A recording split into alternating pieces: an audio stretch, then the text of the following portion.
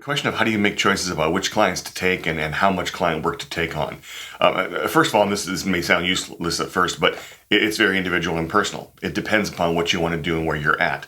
Now, there's I guess a case to be made that if you're early on, you just take whatever work you can get because it's work and it's giving you experience. And if you're really kind of inexperienced in what you're doing and starting something brand new, that may be the way to go. As you move forward and figure out more about what you want to do, I think the biggest mistake you can make is continuing to operate on that basis. At some point, you have to operate from a belief that I'm going to get enough work. And of course, you have to have done your work ahead of time to know what enough work is, to know where you're at financially, to know what you can say yes and no to. But I think that we probably hesitate to say no to things after the point at which we have to. When it comes to client work, working with clients that you enjoy and doing the kind of work you like is so much less work. And what I mean by that is you may work really hard, but it's the kind of work that gives you purpose, it gives you joy that you're into, you enjoy those clients, and it goes by so quickly. Even high-paying work for a client you don't like working with, that you just don't fit in your working styles, or you haven't agreed on your working styles, or that's work that you don't want to do, can seem like it can drag forever.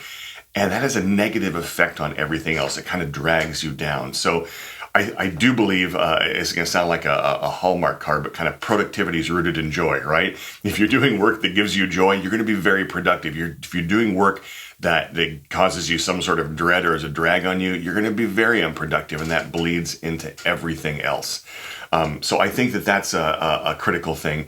And getting clear on kind of what clients you want and who they are and what those criteria are will help you make those decisions as you go through and figure out what is the engagement I want to take on. And you'll find that the more that you do work for the kind of clients that you want to work with and the kind of work that you want to do, the more of that is what keeps coming to you. You work in those other edge areas, you get more of that in because it's going to come by the work that you deliver. So think about it. Do stuff in areas you don't want to work with clients you don't want to work with. You're going to be less productive to not do it real well, and so you're not going to get as much work, but when you get it, it's going to be that work.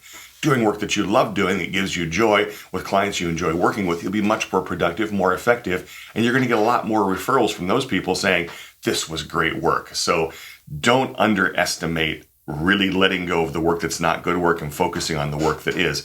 But to determine what that is, that's entirely up to you and the criteria that you build over time for what matters. I have a little set of my own criteria that I always kind of reflect back on.